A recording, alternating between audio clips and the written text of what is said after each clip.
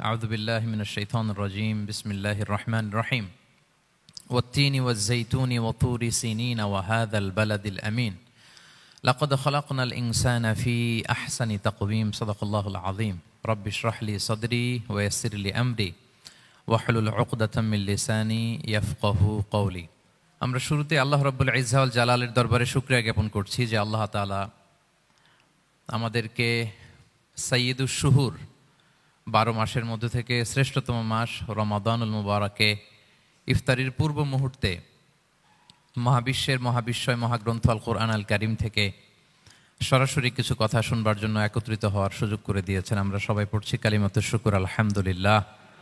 শুরুতেই সূরাতুত তিনের কয়েকটা আয়াত তেলাওয়াত করেছি।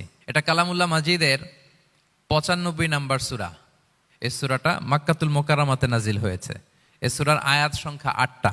এই সূরার শুরুতে আল্লাহ তাআলা 4টা কসম করেছেন, ওয়াত-তিনি ওয়াজ-যাইতুনি ওয়া তুরি সিনিনা ওয়া হাযাল বালাদিল আমিন। ওয়াত-তিন তিনের কসম, ওয়াজ-যাইতুন যাইতুনের কসম, ওয়া তুরি সিনিন সিনাই পর্বতের কসম, ওয়া হাযাল বালাদিল আমিন আর এই নিরাপদ শহরের কসম। তো 4টা শপথ করেছেন বা আল্লাহ তাআলা কসম করেছেন। কসম দিয়ে আল্লাহ তাআলা কোরআনের অনেক সূরা শুরু করেছেন। যেমন একটা সূরায় আল্লাহ ফজরের সময়ের কসম করেছেন, আল্লাহ বলেছেন ওয়াল ফাজর।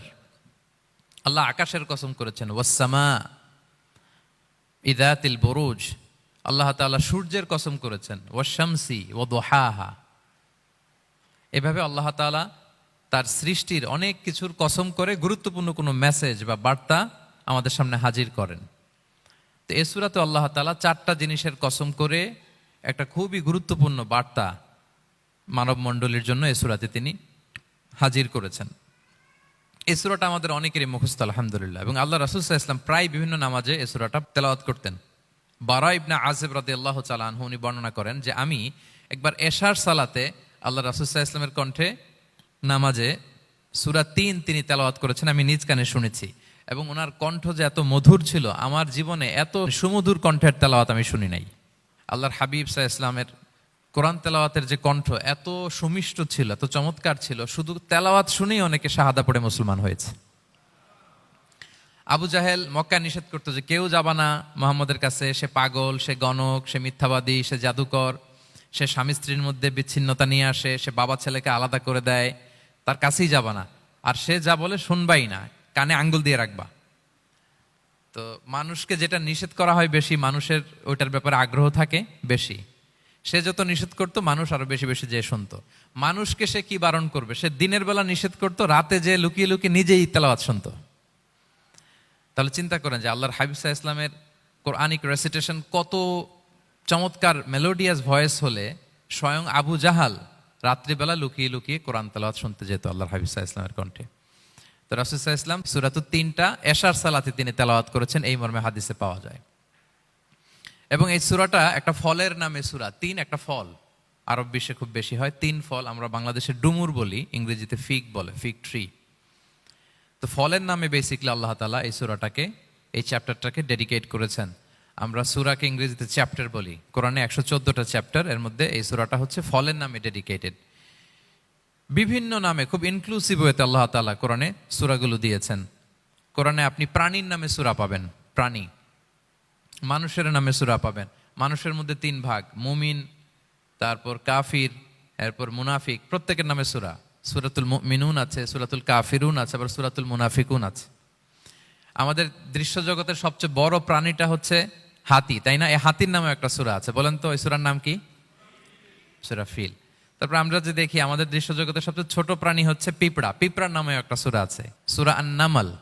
আন-নামল মানে পিঁপড়ার সূরা। মাকড়সার নামে সূরা আছে, সূরাতুল আনকাবুত।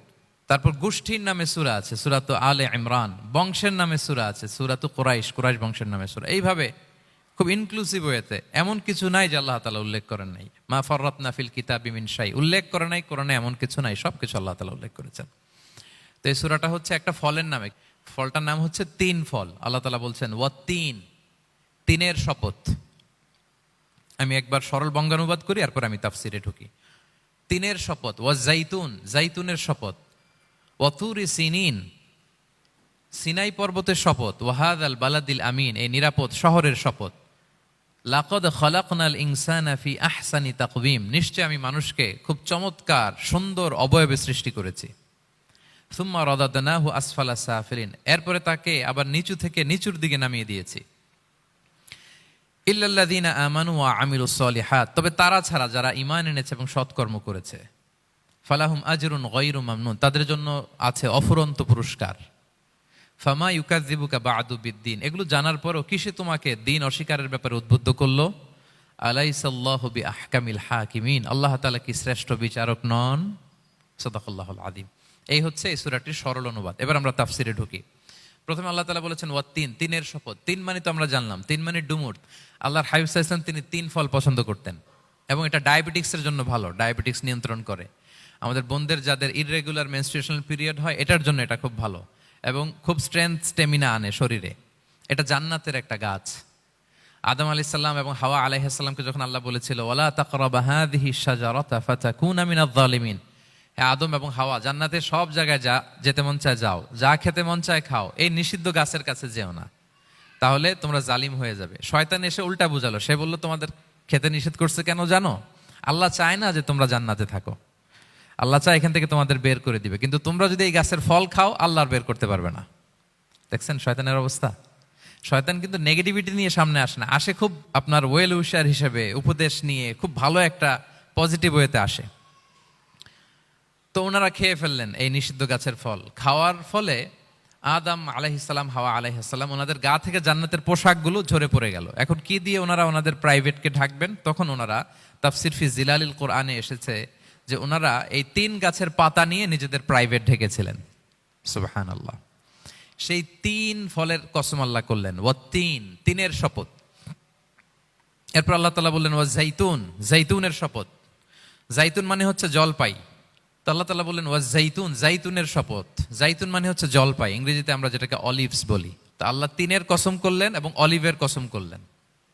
দুইটাই খুব উপকারী ফল এবং আল্লাহর হাবিব সাল্লাল্লাহু আলাইহি ওয়াসাল্লাম তিনি জলপাইও খুব পছন্দ করতেন। ওনার রেগুলার ফুড আইটেমের মধ্যে জলপাই ছিল, অলিভস ছিল। এটা পাহাড়ি এরিয়া, মরুভূমিতে হয় এবং রাসূল সাল্লাল্লাহু আলাইহি ওয়াসাল্লাম বলেছেন কুলু যাইত ওয়াদ্দাহিনু ফাইন্নাহু মিন শাজারাতিন মুবারাকা, তোমরা অলিভ অয়েল এটা খেও এবং এটা গায়ে মালিশ করো, কেননা এটা বরকতময় একটা গাছের ফল, শাজারা মুবারাকা।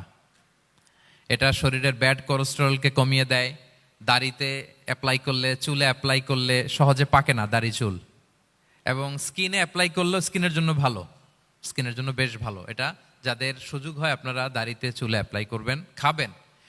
এটা খাওয়াও যায়। তাম্বুতু বিদ্দুহনি ওয়াসিবগিল লিল আখিলিন, কোরআনে এসেছে। এটা অয়েল হিসেবে ইউজ করে, আবার খাবার হিসেবেও ইউজ করা যায়। সালাদ ড্রেসিং এর ক্ষেত্রে কিন্তু অলিভ অয়েল আমরা ইউজ করি। ইদানিং পিজাতে খুব ইউজ করা হয় অলিভ, জলপাইটা। তো এটা আপনারা খেতে পারেন, এটা খুবই সুস্বাদু। এবং জলপাই গাছের মানে জাইতুন গাছের ডালের মেসওয়াক খুব ভালো হয়। আল্লাহর হাবিব সাল্লাল্লাহু আলাইহি ওয়াসাল্লাম জাইতুনের ডাল দিয়ে মেসওয়াক করতেন। তিনি বলতেন নি'মাস সিওয়াকিয়া জাইতুন, সবচেয়ে শ্রেষ্ঠ মেসওয়াক হচ্ছে জাইতুনের। মিনাশ শাজারাতিল মুবারাকা, কারণ এটা বরকতময় গাছের ডালা। এবং ফাইন্নাহু সিওয়াকি ওয়া সিওয়াকুল আম্বিয়া মিন ক্বাবলি, এই জাইতুনের ডাল দিয়ে আমিও যেমনি মেসওয়াক করি, আমার আগে যত নবী পৃথিবীতে এসেছে সবাই জাইতুনের ডাল দিয়ে মেসওয়াক করত। আল্লাহ বলেন ওয়াত্তিনি ওয়াজ জাইতুন, তিনের শপথ আর জাইতুনের শপথ। এরপর আল্লাহ তাআলা বললেন ওয়াতুরি সিনিন, সিনাই পর্বতের শপথ। প্রথমে দুইটা ফলের শপথ করলেন, এবার একটা পাহাড়ের শপথ করতেছেন। আপনারা কি তুর পাহাড়ের নাম শুনেছেন? হ্যাঁ শুনেছেন। এই সিনাই পর্বত দ্বারা তুর পাহাড় উদ্দেশ্য। এটা মিশরের একটা পাহাড়, অনেক উঁচু, 2285 মিটার উঁচু। ওইটার নিচে আছে মুকাদ্দাসে তুয়া, যেখানে মুসা আলাইহিস সালামকে আল্লাহ তাআলা জুতা খুলতে বলেছিলেন। ফাখলা না আলাইকা ইন্নাকা বিল ওয়াদিল মুকাদ্দাসে তুয়া, হে মুসা তুমি পবিত্র উপত্যকায় এসেছো, জুতা খুলো। তো ওখানে সব ধর্মের লোকেরা যায়, সব ধর্মের লোকদের জন্য তীর্থস্থান। মুসলিম, জুইশ, খ্রিস্টিয়ান সবাই যায়। এটা সিনাই একটা এলাকা আছে মিশরের, north south Sinai, north Sinai, এটা সাউথ সিনাইতে অবস্থিত। তো নিচে একটা খ্রিস্টানদের প্রাচীন গির্জা আছে, সেন্ট ক্যাথেরিনা গির্জা। সেখান থেকে চলতে চলতে আপনাকে উপরে যেতে হবে, ফজরের পরে আবার চলে আসতে হবে, তা না হলে দুপুরবেলায় 10টা-11টার দিকে এমন সূর্যের প্রখর তাপ ওই পাথরের মধ্যে লাগে, ওখানে আর থাকা যায় না। একেবারে তুর পাহাড়ের উপরে সেখানে খ্রিস্টানদের জন্য ছোট্ট একটা সেনাগোগ আছে, তারা প্রার্থনা করে। খ্রিস্টানদের একটা চার্চ আছে, মুসলিমদের জন্য ছোট্ট একটা মুসল্লা আছে সুরাওয়ের মতো। আল্লাহ ওই সিনাই উপত্যকার কসম করেছেন, ওয়াতুরি সিনিন, সিনাই উপত্যকার কসম। এখানেই আল্লাহ তাআলা মুসা আলাইহিস সালামকে তাওরাত দিয়েছিলেন, মেজর একটা আসমানি কিতাব দিয়েছিলেন, এবং সরাসরি মুসা আলাইহিস সালাম এই পাহাড়ের চূড়ায় বসে আল্লাহ তাআলার সাথে কথা বলতেন। ওয়াকাল্লামাল্লাহু মুসা তাকলিমা, উনি সরাসরি কথা বলতেন, এটা ওনার একটা স্পেশাল বৈশিষ্ট্য ছিল, ক্যারেক্টারিস্টিক্স। এবং আল্লাহ তাআলা নূরের তাজাল্লি দিয়ে এই পাহাড়কে একবার জ্বালিয়ে দিয়েছিলেন। আজও এই পাহাড়ের রংটা অনেকটা একটু লালচে, একটু কালোচে, একটু রেডিশ কালারের। এবং মুসা আলাইহিস সালাম এই নূরের তাজাল্লির ঝলকে তিনি বেহুশ হয়ে গিয়েছিলেন এই পাহাড়ের উপরে। ইয়াজুজ মাহাজুজ যখন কিয়ামতের আগে আগমন করবে, তখন মুসলমানদের সেন্টার হবে। ঈসা আলাইহিস সালাম মুসলমানদেরকে নিয়ে ওইখানে অবস্থান করবেন, এই তুর পাহাড়ের ওখানে। এবং আল্লাহর হাবিব সাল্লাল্লাহু আলাইহি ওয়াসাল্লামের মেরাজের রাতে ইসরার সময় একটা স্টেশন ছিল এই তুর পাহাড়। জিবরাইল আলাইহিস সালাম এই তুর পাহাড়ে আল্লাহর হাবিব সাল্লাল্লাহু আলাইহি ওয়াসাল্লামকে নামিয়ে বলেছিলেন যে এটা জাবাল মুসা, আপনার ভাই মুসার পাহাড়, আপনি এখানে 2 রাকাত নামাজ পড়েন, দোয়া করেন। আল্লাহর হাবিব সাল্লাল্লাহু আলাইহি ওয়াসাল্লাম এই তুর পাহাড়ে 2 রাকাত সালাত আদায় করেছিলেন এবং দোয়া করেছিলেন। আল্লাহ এই তুর পাহাড়ের কসম কাটলেন, ওয়াতুরি সিনিন, সিনাই পর্বতের কসম, যেখানে তাওরাত কিতাব নাজিল হয়েছিল। এরপর আল্লাহ তাআলা বললেন, ওয়াহাদাল বালাদিল আমিন, আর এই নিরাপদ শহরের শপথ। এই শহর দ্বারা মক্কা শহর উদ্দেশ্য, কারণ রাসূল সাল্লাল্লাহু আলাইহি ওয়াসাল্লাম তখন মক্কায় ছিলেন, মক্কা নগরী। এই শহরের পূর্ব নাম ছিল বাক্কা। মক্কা নগরীকে বলা হয় উম্মুল কুরা, সব শহরের মা, সব শহরের সেন্টার, পৃথিবীর নাভিস্থল। এবং আল্লাহ তাআলা বলেছেন, মান দাখালাহু কানা আমিনা, এখানে যে প্রবেশ করবে সে নিরাপদ। হেরেমের মধ্যে কিন্তু কাউকে আক্রমণ করা যায় না, কোনো খুনিও যদি ঢুকে যায় অ্যাটাক করা যাবে না। তো জাহেলি যুগে এমনটা ঘটতো, কারোর সাথে কারো শত্রুতা হলে, ধরেন যে একজন তার বাবাকে হত্যা করেছে, তো সে তাকে পেয়েছে, ওই লোক বাঁচার জন্য দৌড়াতে দৌড়াতে হেরেমের ভিতরে ঢুকে যেত, কারণ সে জানে যে হেরেমে ঢুকলে সে আমাকে মারবে না। তো পরে সে যখন হেরেম থেকে বেরোতো, আবার তার সাথে যুদ্ধ শুরু হতো। এবং এই শহরের এত মর্যাদার কারণ হচ্ছে সাইয়েদনা ইব্রাহিম আলাইহিস সালাম, তিনি আল্লাহর কাছে দোয়া করেছিলেন যে রব্বি জাআল হাযা বালাদান আমিনা, হে আল্লাহ আপনি এই শহরকে নিরাপদ করেন, ওয়ারযুক আহলাহু মিনাস সামারাত, আর এই শহরের অধিবাসীদেরকে আপনি ফলমূল দিয়ে রিজিকের ব্যবস্থা করেন। এখনো দেখবেন যে সারা পৃথিবীতে যেই ফল নাই, মক্কাতে ওই ফল আছে। সারা পৃথিবী থেকে ফল ওখানে যায়, এবং মক্কার নেইবরিং সিটি তায়েফ, সেখানে অনেক ফল উৎপাদিত হয়, এখানে আসে। নিরাপদ শহর, বালাদান আমিনা। এবং আল্লাহর হাবিব সাল্লাল্লাহু আলাইহি ওয়াসাল্লাম বলেছেন যে এই মক্কা শহর আমার সবচাইতে প্রিয় শহর।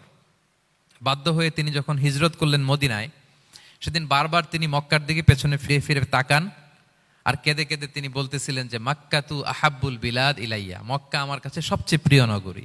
লাউলা উখরিজতু লামা খারাজতু, আমাকে যদি জোর করে বের করে দেয়া না হতো, আমি কোনোদিন মক্কা ছেড়ে অন্য কোথাও যেতাম না। আল্লাহর হাবিব সাল্লাল্লাহু আলাইহি ওয়াসাল্লামের সবচেয়ে প্রিয় শহর ছিল মক্কা, এবং এটা আল্লাহর হাবিব সাল্লাল্লাহু আলাইহি ওয়াসাল্লামের জন্মস্থান, মাকান মাউলিদির রাসূল, রাসূল সাল্লাল্লাহু আলাইহি ওয়াসাল্লামের বিলাদাত হয়েছে এই শহরে। এবং এই শহরকে আল্লাহ বলেছেন মাসাবাতান লিন্নাসি ওয়া আমনা, মানুষের মিলনস্থল, কেন্দ্রস্থল, সারা পৃথিবী থেকে মানুষ ওখানে যায়। আপনি যে রমাদানে যদি মক্কায় যান, আল্লাহু আকবার, লক্ষ লক্ষ উমরা পালনকারী সেখানে, ইউরোপ থেকে, আফ্রিকা থেকে, অস্ট্রেলিয়া থেকে, এশিয়া থেকে, সারা পৃথিবীর মানুষের মিলনস্থল। ওখানে গেলে আপনি দেখবেন মাসাবাতান লিন্নাসি ওয়া আমনা, নিরাপদ জায়গা এবং মানুষের মিলনস্থল এটা। এখানে এমন মসজিদ আল্লাহ রেখেছেন কাবা ঘরের চারদিকে, এটাকে বলা হয় মসজিদুল হারাম, যে মসজিদে 1 রাকাত সালাত পড়লে 1 লক্ষ রাকাতের সওয়াব হয়। আল্লাহর ঘরকে কেন্দ্র করে তাওয়াফের নির্দেশ দেওয়া হয়েছে, ওয়ালিয়াত তাওয়াফু বিল বাইতিল আতিক, পৃথিবীর কোনো ঘরকে তাওয়াফ করা যায় না, কোনো ঘরকে, এই একটা মাত্র ঘর যেটাকে এর চারদিকে এরকম তাওয়াফ করা যায়। তাহলে এই পবিত্র ঘর, পবিত্র মসজিদ যেই শহরে অবস্থিত, সেই শহরের কসম আল্লাহ করেছেন। আল্লাহ বললেন ওয়াহাদাল বালাদিল আমিন, এই নিরাপদ শহরের কসম, মানে মক্কা শহরের কসম। আমরা আপাত দৃষ্টিতে আমাদের কাছে মনে হচ্ছে 2টা ফলের কসম, একটা পাহাড়ের কসম, একটা নগরীর কসম। আসলে বেসিকলি আল্লাহ তাআলা এই 4টা শপথ দিয়ে 3 নবীর জন্মস্থান, 3 নবীর নবুয়তের কসম করেছেন। কিভাবে সেটা আমি মিলিয়ে দেই। এই যে প্রথমে যে আল্লাহ বলেছেন ওয়াত্তিনি ওয়া জাইতুন, 3 এবং জাইতুনের কসম। পৃথিবীতে সবচেয়ে বেশি 3 এবং জাইতুন কোথায় উৎপন্ন হয় জানেন? ফিলিস্তিনে। কোথায়? শাম দেশে, যেটা হাদিসের পরিভাষায় বলা হয় শাম, বর্তমান ফিলিস্তিন এবং সিরিয়া মিলে। 3 জাইতুন দিয়ে বেসিকলি আল্লাহ তাআলা ফিলিস্তিনের শপথ করেছেন, শাম দেশের শপথ, যেখানকার বেথলহামে ঈসা আলাইহিস সালাম, জেসাস ক্রাইস্ট, তিনি জন্মগ্রহণ করেছেন, ঈসা আলাইহিস সালামের জন্মস্থান। তাহলে 3 জাইতুনের শপথের মাধ্যমে মূলত আল্লাহ তাআলা ঈসা আলাইহিস সালামের জন্মস্থানের শপথ করেছেন। কারণ সেখান থেকে ওহী বিচ্ছুরিত হয়েছে, ওনার কাছে ইনজিল নাজিল হয়েছিল। এবং এই শামের মর্যাদার ব্যাপারে অনেক কথা আল্লাহর হাবিব সাল্লাল্লাহু আলাইহি ওয়াসাল্লাম তিনি বলেছেন। আল্লাহ রাসূল সাল্লাল্লাহু আলাইহি ওয়াসাল্লাম যখন মেরাজে যান, তখন মক্কা থেকে এই শাম দেশে ফিলিস্তিনের বাইতুল মাকদাসে রাসূল সাল্লাল্লাহু আলাইহি ওয়াসাল্লামকে নিয়ে যাওয়া হয়েছিল। এবং রাসূল সাল্লাল্লাহু আলাইহি ওয়াসাল্লাম প্রায় বলতেন, তুবা আলি শাম, শামের জন্য বরকত, কেননা ফেরেশতারা তাদের রহমতের পাখা শাম দেশের উপর বিছিয়ে রেখেছে। এবং তিনি বলতেন, ফিতনার সময় আলাইকুম বিশাম, তোমরা শামে যেও, শামে থেকো। এবং তিনি দোয়া করেছেন, আল্লাহুম্মা বারিক লানা ফি শামিনা, আল্লাহ তুমি আমার শাম অঞ্চলে আল্লাহ তুমি বরকত দিও। এবং হাদিসে এসেছে এই শামই হচ্ছে আরদুল মাহশার, এখানেই হাসর হবে। শাম অঞ্চলকে বিস্তীর্ণ করে এখানেই ময়দানুল মাহশার আল্লাহ তাআলা কায়েম করবেন, হাসরের ময়দান এখানেই হবে।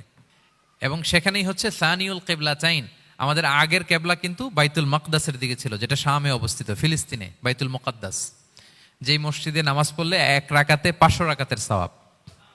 3টা মসজিদে সালাত পড়লে স্পেশাল ভার্চুর কথা আছে, এর বাইরে আর অন্য মসজিদের বিশেষ কোনো ফজিলত নাই, বাকি সব মসজিদ সমান। এক হচ্ছে মসজিদুল হারাম, 1 রাকাতে 1 লক্ষ রাকাত। 2 নম্বর মসজিদে নববী, 1 রাকাতে 1000 রাকাতের সওয়াব। আর একটা দুর্বল বর্ণনায় 50,000 রাকাতের সওয়াব। 3 নম্বরে এই মসজিদুল আকসা, 1 রাকাতে 500 রাকাতের সওয়াব। এই 3 মসজিদে যেন আমরা যে সালাত আদায় করতে পারি, আল্লাহ তুমি তৌফিক দান করো। 2 মসজিদে তো একেবারেই সহজ যাওয়া, মক্কা মদিনাতে। বাইতুল মাকদাসেও যেন আমরা যেতে পারি, আল্লাহ তুমি সেই পরিস্থিতি আমাদের জন্য তৈরি করে দাও। তো এই বাইতুল মাকদাসের দিকে রাসূল সাল্লাল্লাহু আলাইহি ওয়াসাল্লাম টানা 14 বছর নামাজ পড়েছেন। 14 বছর। প্রথম 13 বছর কোনো সমস্যা হয়নি মক্কায়, কারণ তখন কেবলা বাইতুল মুকাদ্দাস থাকলেও রাসূল সাল্লাল্লাহু আলাইহি ওয়াসাল্লাম সামনে রাখতেন কাবাকে। কেবলা বাইতুল মুকাদ্দাস, কিন্তু তিনি তো মক্কায় ছিলেন নবুয়তির প্রথম 13 বছর, সামনে কাবাকে রাখতেন, তারপরে টু দ্য ডাইরেকশন অফ বাইতুল মুকাদ্দাস। কিন্তু যখন মদিনায় গেলেন তখন তো আর কাবা নাই, তখন রাসূল সাল্লাল্লাহু আলাইহি ওয়াসাল্লাম কাবাকে মিস করতে আরম্ভ করলেন। আর প্রায় আল্লাহর কাছে কামনা করতেন, আমার বংশের গোড়া ইব্রাহিম আলাইহিস সালামের রুট যেখানে, আমার জন্মস্থান, সেই কাবার দিকে যদি আবার কেবলাটা ফিরিয়ে দেয়া হতো। কদ নারা তাকাল্লুবা ওয়াজহিকা ফিস সামা ফালানুওয়াল্লিয়ান্নাকা কিবলাতান তারদাহা। আল্লাহ আয়াত নাযিল করলেন, নবী আপনি আকাশের দিকে তাকিয়ে কি ভাবেন আমি বুঝি, আপনি চান কেবলা যেন আমি মক্কার দিকে ঘুরিয়ে দেই। আল্লাহ তাআলা ঘুরিয়ে দিলেন। আল্লাহ বলেন, ফাওয়াল্লি ওয়াজহাকা শাতরাল মসজিদিল হারাম, এখন থেকে মসজিদুল হারামের দিকে আপনি টু দ্য ডাইরেকশন অফ কেবলা নামাজ পড়বেন। কেবলা চেঞ্জ হয়ে গেল। তো মদিনায় যে 16-17 মাস, আর মক্কায় 13 বছর, মোট 14 বছর আল্লাহর হাবিব সাল্লাল্লাহু আলাইহি ওয়াসাল্লাম এই মসজিদুল আকসার দিকেই হয়েই তিনি নামাজ পড়েছেন। এটা আমাদের আগের কেবলা ছিল। এবং শেষে কিয়ামতের আগে যে মালহামার যুদ্ধ হবে, তখন রাসূল সাল্লাল্লাহু আলাইহি ওয়াসাল্লাম বলেছেন, মালহামার যুদ্ধের সময় মুসলমানদের ফুস্তাদ বা তাবু হবে, শিবির হবে এই ফিলিস্তিনের দামেস্কের পাশে আল গৌতা নামে এক জায়গা আছে, ওই গৌতাতে। এবং ঈসা আলাইহিস সালাম এসে যে দাজ্জালকে হত্যা করবেন, সেটাও ওই শামে। ফিলিস্তিনের বাবুল লুদ এখনো একটা জায়গা আছে, ওই জায়গাটার নাম এখনো বাবুল লুদ, ওখানে তিনি দাজ্জালকে হত্যা করবেন। এবং সেখানে একটা সাদা মিনারা আছে, ফেরেশতার পাখায় ভর করে ঈসা আলাইহিস সালাম তখন সেখানে নেমে আসবেন। ওই ফিলিস্তিনের ওই শাম দেশের ওই মিনারার পাশে তিনি এসে পৃথিবীতে তিনি নুজুল করবেন, নুজুল ঈসা আলাইহিস সালাম। তো 3 এবং জাইতুনের কসম করে বেসিকলি আল্লাহ তাআলা ঈসা আলাইহিস সালামের জন্মস্থানের কসম করেছেন। কারণ 3 এবং জাইতুন, ডুমুর এবং জলপাই, অলিভ কোন দেশে বেশি হয়? শাম দেশে।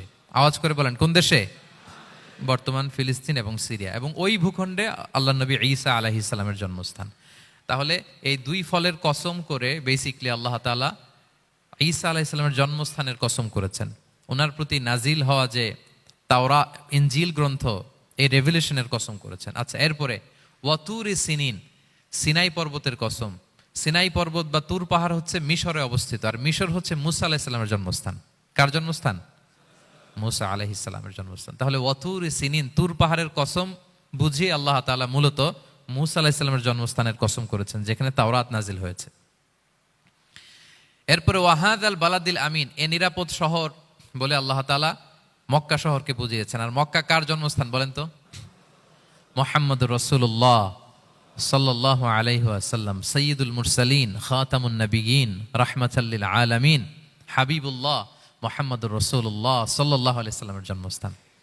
তাহলে এই 4টা আয়াতে 4টা শপথের মধ্য দিয়ে মূলত আল্লাহ তাআলা ঈসা আলাইহিস সালামের জন্মস্থান, মুসা আলাইহিস সালামের জন্মস্থান এবং মুহাম্মদ সাল্লাল্লাহু আলাইহি ওয়াসাল্লামের জন্মস্থান, যেই 3টা এলাকায়, ভূখণ্ডে 3টা মেজর ওহী নাজিল হয়েছে।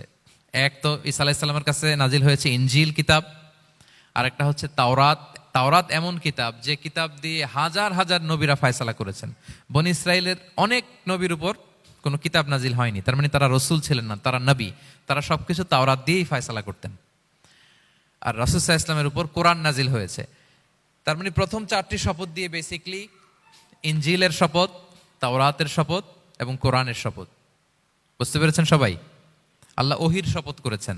দেখেন, ফল, পাহাড়, নগরী মাড়িয়ে সারা পৃথিবী ঘুরিয়ে আপনাদেরকে শেষ পর্যন্ত ইনজিল, তাওরাত এবং কোরআনে নিয়ে আসছেন আমার সাথে আসছেন। হ্যাঁ, এই রেভেলেশনের শপথ আল্লাহ করেছেন। তাহলে ওয়াত্তিনি ওয়াজাইতুনি ওয়াতুরি সিনিনা ওয়া হাযাল বালাদিল আমিন, এই 4 আয়াতে 4টা শপথের মধ্য দিয়ে মূলত আল্লাহ তাআলা আসমান থেকে নাজিল হওয়া যে ওহী, এই ওহীর শপথ অথবা ওহী যেই ভূখণ্ডে নাজিল হয়েছে সেই ভূখণ্ডগুলোর শপথ করে আল্লাহ একটা গুরুত্বপূর্ণ কথা বলবেন। সেটা কি? আল্লাহ তাআলা বললেন, লাকাদ খালাকনাল ইনসানা ফি আহসানি তাকওয়িম, আর আমি মানুষকে অত্যন্ত চমৎকার অবয়বে সৃষ্টি করেছি, চমৎকার গঠনে, চমৎকার স্ট্রাকচারে, ডিজাইনে সৃষ্টি করেছি।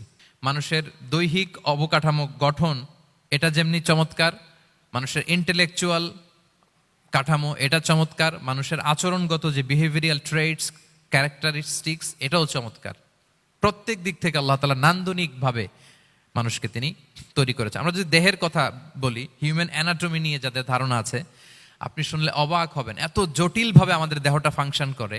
ঠিক যেই মুহূর্তে আমি কথা বলতেছি আমার ব্রেইন সচল, আমার নার্ভ সিস্টেম সচল, হেয়ারিং সিস্টেম, স্মেলিং সিস্টেম, আমার এই যে হার্ট সচল, সিস্টোলিক ডায়াস্টোলিক অলিন্দ নিলয় হচ্ছে, আমার লাং কাজ করতেছে, কিডনি ইজ ওয়ার্কিং পারফেক্টলি, সব কিছু কাজ করতেছে। এত সূক্ষ্মভাবে আমাদের দেহটা কাজ করে, এটাকে ইংরেজিতে বলে মরফোলজি, আকৃতি সংক্রান্ত যে বিদ্যা। এটা নিয়ে যদি আপনি দেখেন যে মানুষের হাত কিভাবে কাজ করে, মানুষের পা কিভাবে কাজ করে, মানুষের হিউম্যান ব্রেইন কিভাবে কাজ করে, আপনি অবাক হবেন। এবং আল্লাহর যে সেট আপ, লাকাদ খালাকনাল ইনসানা ফি আহসানি তাকওয়িম, নিশ্চয় আমি মানব জাতিকে চমৎকার অবয়বে তৈরি করেছি। আপনি যদি অবয়বটা দেখেন, আমাদের স্ট্রাকচার এর চেয়ে সুন্দর করে আর তৈরি করা যেত না, এর চেয়ে সুন্দর আর হতে পারে না। যেখানে যা দেয়ার, মাথার চুল থেকে পায়ের নখ পর্যন্ত, আপনি একটা ডিজাইনে, স্ট্রাকচারে, সেট আপে আপনি ভুল ধরতে পারবেন না। যেখানে যেটা দরকার, আপনি একটু খেয়াল করে দেখেন যে এই যে আমাদের চোখ, চিকিৎসা বিজ্ঞান বলতেছে যে মানুষ 10 মিলিয়নেরও বেশি রং শনাক্ত করতে পারে। Human eyes can identify more than 10 million colours. 10 মিলিয়নেরও বেশি রং আমরা আমাদের চোখ দিয়ে শনাক্ত করতে পারি। সুবহানাল্লাহ, সুবহানাল্লাহি বিহামদি। আচ্ছা, চোখের সেটআপটা একটু যদি খেয়াল করেন, দেখেন আমার এই চোখ এখানে না থাকে, এটা যদি জাস্ট 2 ইঞ্চি উপরে এখানে হইতো, এইটা যদি কপালে যদি আমাদের চোখ হইতো, কি অবস্থা হইতো বলেন তো? সিজদা দিতে পারতেন আল্লাহকে? বলেন, দিতে পারতেন? আচ্ছা, আমরা কিছু খাওয়ার সময় আমরা কি করি? ওইটা ভালো আছে কিনা, পচে গেল কিনা, স্মেলটা আগে দেখি, তারপরে খাই। দেখেন কত চমৎকার সেটআপ। একটু খেয়াল করেন, এই নাকের সেটআপ যদি এইখানে না থাকে, আমাদের নাক যদি পেছনে থাকতো, খাওয়ার সময় খাবারটা বাসি কিনা, ভালো আছে কিনা কি করতেন? লাকাদ খালাকনাল ইনসানা ফি আহসানি তাকওয়িম। আচ্ছা দেখেন, এই যে আমরা কান দিয়ে শুনি, এই যে কান পেঁচানো, মনে করেন না যে এমনি এমনি পেঁচানো, এই পেঁচানো, এটা এই পথ না থাকলে আমরা শুনতেই পেতাম না। এটা এমন ভাবে সেটআপ করা, এটা এই ইথারে ভাষা তরঙ্গকে এয়ার ড্রামের ভেতরে সুন্দরভাবে ইনপুট করে, নাহলে আমরা শুনতে পেতাম না। আপনার এই কান কেটে ফেলে দিলে আপনি শুনতে পারবেন না। এটা এইভাবেই যেতে হবে, সুরঙ্গটা এইভাবে তৈরি হইতে হবে। আচ্ছা দেখেন, আপনার কান, এই কান যদি এইখানে না থেকে আপনার ডান বগলের নিচে হইতো, বাম কান যদি বাম বগলের নিচে হইতো, তাহলে কি হইতো বলেন? আজকে আমার ওয়াজ কিভাবে শুনতেন বলেন দেখি, কিভাবে শুনতেন? বুদ্ধি আছে বলে যে হুজুর এইভাবে শুনতাম। সুবহানাল্লাহ, সুবহানাল্লাহ। লাকাদ খালাকনাল ইনসানা ফি আহসানি তাকওয়িম, আমি মানুষকে সবচেয়ে সুন্দর সর্বোত্তম গঠনে তৈরি করেছি। দেখেন, কান দুটো ওইখানে থাকলে কথা শুনতে হইলে হাত উঁচু করে রাখা লাগতো। আল্লাহ, আপনি একটা একটা অঙ্গ দেখেন, ঠিক যেখানে যেটা যেভাবে সেট করা দরকার, আল্লাহ তাআলা দয়া করে অনুগ্রহ করে ঠিক সেভাবে তিনি সেট করেছেন।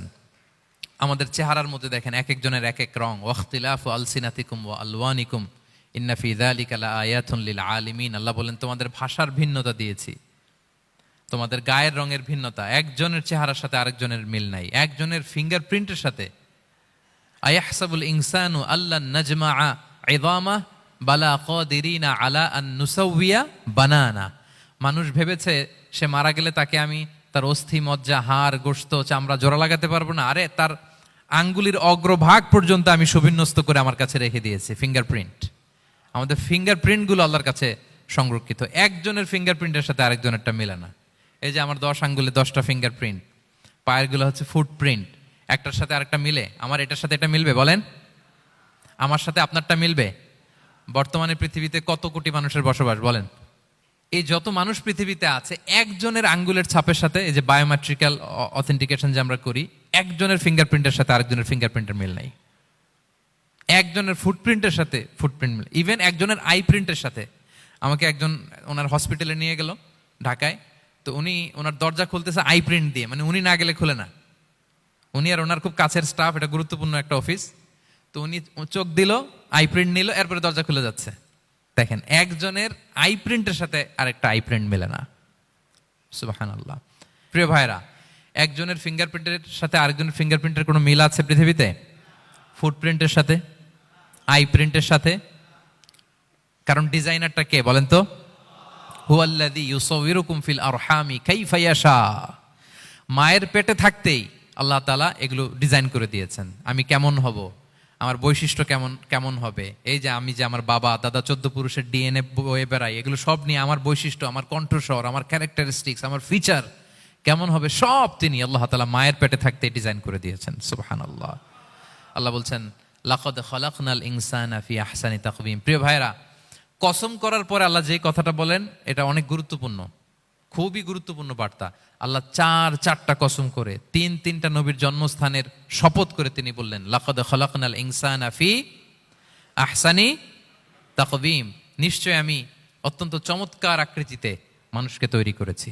মানুষের গঠন এরকম, মাথা থেকে পা পর্যন্ত। আমি তো দু একটার কথা বললাম, চোখ, নাক, কান, আপনি একটা একটা করে যদি ধরেন, আমাদের হেয়ারিং সিস্টেম কিভাবে কাজ করে, হেয়ারিং নার্ভ কিভাবে কাজ করে, আমাদের সেন্সেশন কিভাবে কাজ করে, আমাদের ব্রেন কিভাবে কাজ করে। আমাদের এক একজনের ব্রেন 1.5 কেজি ওজন, 3 পাউন্ডের মতো একটা সুস্থ মানুষের অ্যাভারেজ ব্রেনের ওজন। এই ব্রেনের মেমোরি হচ্ছে 2.5 মিলিয়ন গিগাবাইট। আপনার মোবাইলে স্পেস কত বলেন, মেমোরি কত? হ্যাঁ, 512 জিবি। আর আমার আর আপনার ব্রেইনের যে মেমোরি, এই মেমোরি হচ্ছে 2.5 মিলিয়ন গিগাবাইটস। আল্লাহ, এই যে প্রতি মুহূর্তে আমাদের নিউরন কানেক্টিভিটি হচ্ছে, ব্রেনের স্নায়ুগুলোর যত কানেক্টিভিটি হয়, যত আমরা চিন্তা করে ব্রেনকে খাটাই, নতুন নতুন জিনিস আমরা তৈরি করতে পারি। এবং এমনভাবে আল্লাহ তাআলা এমন সফিস্টিকেটেড ব্রেইন আল্লাহ মানুষকে দিয়েছে, মানুষ পারে না এমন কিছু নাই। মানুষ যা কল্পনা করতে পারে, মানুষ তা করে দেখাতে পারে। এজন্য আমাদের কল্পনার জানালাটাকে বড় করতে হবে। আই রিপিট, মানুষ যা কল্পনা করতে পারে, ইমাজিন করতে পারে, সেটা মানুষ করে দেখাতে পারে। ওই ক্যাপাসিটি দিয়ে আল্লাহ তাআলা মানুষকে তৈরি করেছেন। সুবহানাল্লাহ, সুবহানাল্লাহ। লাকাদ খালাকনাল ইনসানা ফি আহসানি তাকওয়িম। এই ব্রেনকে খাটিয়ে মানুষের কত ইনভেনশন, কত ডিসকভারি, মানুষ সভ্যতার পর সভ্যতা বিনির্মাণ করেছে। চোখ ধাঁধানো মানুষের আবিষ্কার, তাক লাগিয়ে দিয়েছে গোটা বিশ্বে একটার পর একটা করে। আল্লাহ এমন ভাবে মানুষকে তিনি তৈরি করেছেন। লাকাদ খালাকনাল ইনসানা ফি আহসানি তাকওয়িম। চমৎকার অবয়বে, তার দৈহিক অবয়ব যেমনি সুন্দর, তার বুদ্ধিগত, তার চিন্তাগত, তার ইন্টেলেক্ট, এটাও তেমন সুন্দর, এটাও তেমন চমৎকার। পৃথিবীর কোনো প্রাণীকে আল্লাহ তাআলা এরকম হিউম্যান ব্রেনের মতো এরকম সফিস্টিকেটেড ব্রেন দিয়ে, ইন্টেলেক্ট দিয়ে তৈরি করেনি। এজন্য সব প্রাণী থেকে মানুষ আলাদা। সব প্রাণী থেকে মানুষের চিন্তা, বিবেক, বুদ্ধি এগুলো আলাদা। তাহলে দেখেন, মানুষের শ্রেষ্ঠত্ব মূলত এগুলোর দ্বারা। মানুষ যদি তার চিন্তা, বিবেক, বুদ্ধি খাটায়, সে শ্রেষ্ঠ হয়ে যায়। আমি একটা কথা প্রায় বলি যে মানুষ যদি ভালো হয়, সে ফেরেশতার চেয়েও ভালো। আর মানুষ যদি খারাপ হয়, সে পশুর চেয়েও নিকৃষ্ট।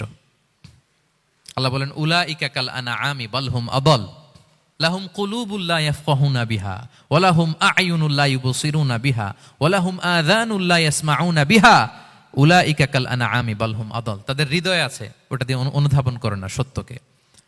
চোখ আছে, ওটা দিয়ে সে সত্যটা দেখে না। কান আছে, হকের কথা শোনে না। উলাইকা কাল আনআম, আল্লাহ বলেন তারা প্রাণীর মতো, চতুষ্পদ জন্তুর ন্যায়। শুধু অতটুকুই না, বালহুম আদাল, তারা তার চেয়েও নিকৃষ্ট, তার চেয়েও নিকৃষ্ট। তাহলে মানুষ ভালো হলে সে ফেরেশতাকে ছাড়িয়ে যায়, আর মানুষ নিকৃষ্ট হলে সে পশুত্বকে হার মানায়। কথা বুঝতে পেরেছেন? মানে আমরা ভালো হলে সবচেয়ে ভালো, খারাপ হলে সবচেয়ে খারাপ। একটা পশু আর একটা পশুকে হত্যা করে কেটে 20 টুকরা করছে, এরকম কোন নিউজে আসছে কোনোদিন? কিন্তু আশরাফুল মাখলুকাত মানুষ তার মতো রক্তে মাংসে গড়া আরেকটা মানুষকে নির্মমভাবে হত্যা করে কেটে 20 টুকরা করে বস্তাবন্দি করে ডোবার মধ্যে ফেলে রাখছে। এরকম নিউজ আছে না বলেন? আছে। মানুষ তার মতো একটা মানুষকে নির্মমভাবে হত্যা করে। এরকমও তো আছে যে কেরোসিন দিয়ে তার মতো আরেকটা মানুষকে সে জ্বালিয়ে দিয়েছে, আছে না নাই বলেন? গ্রামের পর গ্রাম জ্বালিয়ে দেয়, জনপদের পর জনপদ ধ্বংস করে দেয়, বোমা মেরে শহর উড়িয়ে দেয়। লিটল বয় মেরেছিল আমেরিকান সোলজাররা জাপানের হিরোশিমা শহরের উপর। আমি হিরোশিমা তো গত বছর ভিজিট করে আসলাম, আমি নিজে দেখে এসেছি যে এখানে বোমটা মেরেছে। মুহূর্তের মধ্যে পুরো শহর ভ্যানিশ, এমন রেডিয়েশন। তো যেই আমেরিকান পাইলট বোমা মারতেছে সেও মানুষ, সেও কি? আর যাদেরকে ধ্বংসের জন্য এই লিটল বয় মারলো হিরোশিমাতে আর ফ্যাটম্যান মারলো নাগাসাকিতে, এরাও কি? তাহলে দেখেন, মানুষ তার মতো আরেকটা মানুষকে এরকম মেরে টুকরো টুকরো কুচি কুচি করতে সে দ্বিধাবোধ করে না। আল্লাহ, মানুষ গণহত্যা চালায়, জেনোসাইড। এই যে আমাদের বাংলাদেশে তো কিছুদিন আগে হলো গণহত্যা, হেলিকপ্টার থেকে গুলি করে বাচ্চা মেরে ফেলতেছে। কার বাচ্চা, কার কলিজার টুকরা সন্তান, ডোন্ট কেয়ার। জনগণের টাকায়, ট্যাক্সের টাকায় কেনা বুলেট, হেলিকপ্টার দিয়ে জনগণকে, ছাত্রদেরকে হত্যা করা হয়েছে। দেখেন, সেও মানুষ। যারা হত্যা করতেছে, গণহত্যা, জেনোসাইড চালিয়েছে, তারাও মানুষ। তাহলে মানুষ যদি খারাপ হয়, মানুষের চেয়ে খারাপ আর কেউ হয়? আর মানুষ ভালো হলে মানুষের চেয়ে ভালো কেউ হতে পারে? মানুষ এমন জায়গায় যেতে পারে যেখানে ফেরেশতারাও যেতে পারে না। জিবরাইল ইসলামের যাওয়ার সীমানা যেখানে শেষ, মুহাম্মদ সাল্লাল্লাহু আলাইহি ওয়াসাল্লামের ঊর্ধ্ব জগতের কাহিনী সেখান থেকে শুরু। আল্লাহু আকবার। তাহলে মানুষ ভালো হলে ফেরেশতাকে ছাড়ায়, মানুষ খারাপ হলে পশুত্বকে হার মানায়। So the decision is yours. রাস্তা দুইটা, আপনি কোন দিকে যাবেন? আপনি কি ডান দিকে জান্নাতের পথে যাবেন নাকি বাঁ দিকে জাহান্নামের পথে যাবেন? সিদ্ধান্ত আপনার। আল্লাহ তাআলা বললেন, লাকাদ খালাকনাল ইনসানা ফি আহসানি তাকওয়িম। আমি মানুষকে চমৎকার আকৃতিতে তৈরি করেছি। হাতের মেকানিজম কি, পায়ের মেকানিজম কি, আমার চেয়ে আপনারাও ভালো জানেন। এগুলো ঘন্টার পর ঘন্টা আপনি বলতে পারবেন যে কেমন ভাবে আল্লাহ তাআলা তৈরি করেছেন। আল্লাহ বলেন, মানুষকে আমি অত্যন্ত চমৎকার আকৃতি দিয়ে তৈরি করেছি। তার সৃষ্টিগত কাঠামো, তার বুদ্ধিবৃত্তিক কাঠামো, তার চিন্তাগত কাঠামো, তার আচরণগত কাঠামো, তার নৈতিকতায় তাকে এমন উচ্চ মর্যাদার আসন আমি দিয়েছি, এটা যদি সে অ্যাচিভ করে, বিলং করে, তাহলে তার চেয়ে শ্রেষ্ঠ কেউ আর হতে পারে। কিন্তু আল্লাহর দেয়া এই ক্যাপাসিটিগুলো, এই নেয়ামাগুলো যদি সে অ্যাকসেপ্ট না করে, সে যদি পশুত্বের পথে হাঁটে, সে যদি শয়তানের দেখানো পথে হাঁটে, তাহলে সে এত নিচে যাবে, অন্য কেউ আর এত নিচে যেতে পারে না। মানুষ যত নিচে যেতে পারে, ফেরেশতারাও অত নিচে যেতে পারবে না, জিন জাতিও পারবে না, কোনো প্রাণীর পক্ষে যাওয়া সম্ভব না। তাহলে মানুষকে আল্লাহ তাআলা এমন সফিস্টিকেটেড ওয়েতে তৈরি করেছেন, চাইলে সে সবার উপরে যেতে পারে। আবার চাইলে আল্লাহর দেয়া নেয়ামতগুলোকে যদি সে ভিন্ন খাতে প্রবাহিত করে, সে সবচেয়ে নিকৃষ্ট হতে পারে। সেটাই আল্লাহ বললেন, সুম্মা রাদাদনাহু আসফালা সাফিলিন। এরপরে তাকে আমি হীন থেকে হীনতর করেছি, নিচ থেকে আরো নিচে নিয়েছি। সে যখন ঈমান আনে না, সে যখন সৎকর্ম করে না, সে যখন আল্লাহর শেখানো, আল্লাহর দেখানো রাস্তায় সে চলে না, সে যখন তার নফসের কথা শুনে, সে যখন তার প্রবৃত্তির গোলাম সাজে, সে সবচেয়ে নিকৃষ্ট হয়। আসফালা সাফিলিন মানে একেবারে নিচে, এর নিচে আর নাই। আল্লাহ বলেছেন, ইন্নাল মুনাফিকিনা ফিদ দারকিল আসফালি মিনান নার। সেখানে আল্লাহ আসফাল বলেছেন। মুনাফিকরা জাহান্নামের একেবারে তলদেশে থাকবে।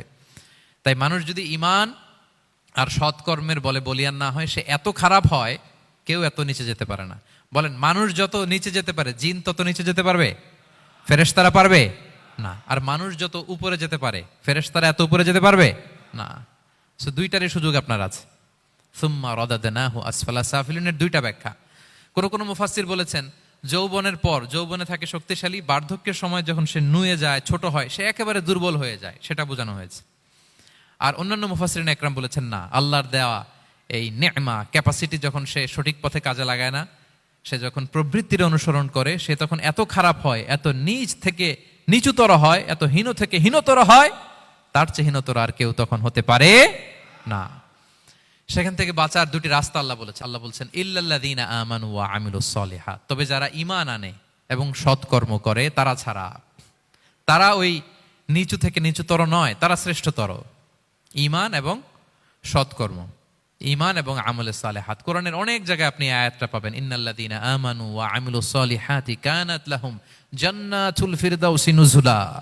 নিশ্চয়ই যারা ঈমান এনেছে, সৎকর্ম করেছে, তাদের জন্য আমি জান্নাতে ফেরদাউস রেখে দিয়েছি। তা আল্লাহ বলেন তারা নিকৃষ্ট হবে না যারা ঈমান এনেছে, সৎকর্ম করেছে। যারা কি এনেছে? ঈমান। আর কি করেছে? সৎকর্ম করেছে। ইল্লাল্লাযীনা আমানু, যারা ঈমান এনেছে, সৎকর্ম করেছে, ফালাহুম আজরুন গায়রু মামনুন, তাদের জন্য রয়েছে অফুরন্ত পুরস্কার, মানে জান্নাত। তাদের জন্য কি? ওই জান্নাতে যেতে আমরা চাই কি চাই না বলেন? রাস্তা কয়টা? এটা চলে গেছে ডান দিকে, এটার গন্তব্য হচ্ছে ডেস্টিনেশন জান্নাতুল ফেরদাউস। আর এটা শয়তানের পথ, এটা আপনার প্রবৃত্তির দেখানো পথ, এটা চলে গিয়েছে জাহান্নামে। So now the decision is years. আপনার ডিসিশন, কোন দিকে যাবেন, ডানে না বায়ে? জান্নাতে না জাহান্নামে? জান্নাতে যেতে চাই আমরা। ফালাহুম আজরুন গায়রু মামনুন, তাদের জন্য আছে অফুরন্ত নেয়ামত, অফুরন্ত পুরস্কার। আমরা যেন সেই পুরস্কার লাভে ধন্য হতে পারি, আমরা সবাই বলি আমিন। আল্লাহ বলেন এইভাবে 4টা কসম করার পরে, এত গুরুত্বপূর্ণ বার্তা হাজির করার পরে, তোমার ঘুমন্ত বিবেককে জাগিয়ে তোমাকে বার্তা দেওয়ার পরেও কিভাবে তুমি অস্বীকার করতে পারো আখিরাতকে? ফামা ইউকাযযিবুকা বা'দু বিদ্দিন, এরপরেও কোন বিবেকে, কোন আকলে, কোন সাহসে তুমি কর্মফল দিবসকে অস্বীকার করো? কোন সাহসে? এখানে দিন দ্বারা উদ্দেশ্য কর্মফল। ভালো করলে যে ভালো পাবে, খারাপ করলে যে খারাপ পাবে, দিনের অনেক অর্থ, এটার তাফসিরে গেলে সময় কুলাবে না। ফামা ইউকাযযিবুকা বা'দু বিদ্দিন, এরপরেও কর্মফলকে অস্বীকার করার সাহস তুমি কোত্থেকে পাও? কিসে তোমাকে উদ্বুদ্ধ করে কর্মফল দিবসকে অস্বীকার করতে? আলাইসাল্লাহু বিআহকামিল হাকিমিন, আল্লাহ তাআলা কি শ্রেষ্ঠ বিচারক নন? সূরা আবু দাউদে আল্লাহর হাবিব সাল্লাল্লাহু আলাইহি ওয়াসাল্লাম বলেন, কেউ যদি সূরাতুত তিন তেলাওয়াত করে, করতে করতে যদি শেষ আয়াতে চলে আসে, আর সে যখন পড়ে আলাইসাল্লাহু বিআহকামিল হাকিমিন, আল্লাহ তাআলা কি শ্রেষ্ঠতম বিচারকদের মধ্যে সর্বশ্রেষ্ঠ বিচারক জাজ নন, তখন সে যেন উত্তর দেয়, এটা তো আল্লাহর প্রশ্ন। আলাইসাল্লাহু বিআহকামিল হাকিমিন, আল্লাহ আমাদেরকে প্রশ্ন ছুড়ে দিয়েছেন যে আল্লাহ তাআলা কি শ্রেষ্ঠ বিচারক নন। তখন যে তেলাওয়াত করে সে যেন বলে বালা বালা ওয়া আনা আলা যালিকা মিনাশ শাহিদিন। বালা মানে অবশ্যই, হ্যাঁ আল্লাহ অবশ্যই আপনি শ্রেষ্ঠ বিচারক, আর আপনি যে শ্রেষ্ঠতম বিচারকের সাক্ষী আমি দিচ্ছি, এই ঘোষণা আমি দিচ্ছি। পড়েন সুবহানাল্লাহ। আপনি দেখবেন মসজিদুল হারামে,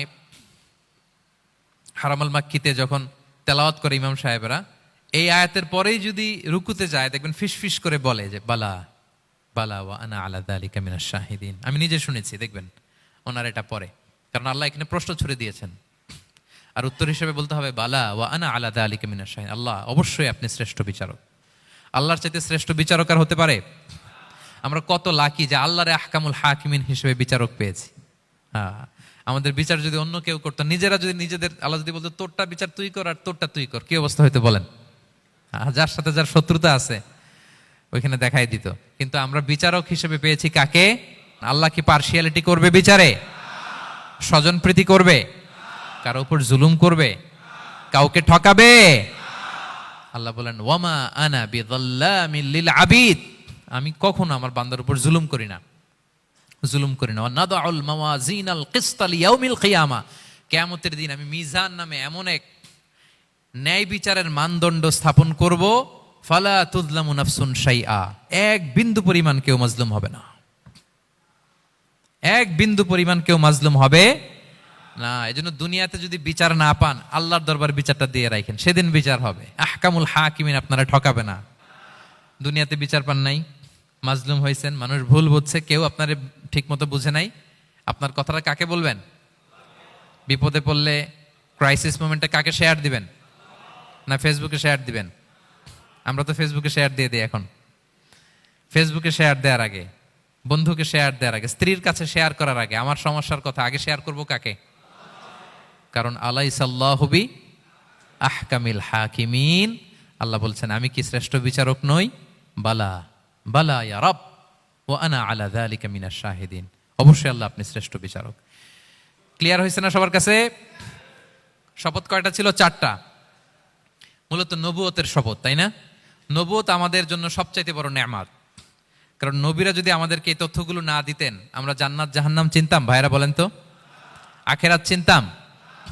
এই যে আখেরাত হবে, পুলসিরাত হবে, day of judgement, day of accountability, আল্লাহর সুপ্রিম কোর্টের কাঠ গড়ায় পাই টু পাই হিসাব দিতে হবে, নবীরা না এসে বললে আমরা এত বুঝতাম না। নবীরা জান্নাত জাহান্নাম চিনিয়েছে, আল্লাহর বিশদ পরিচয় আমাদের সামনে তুলে ধরেছে।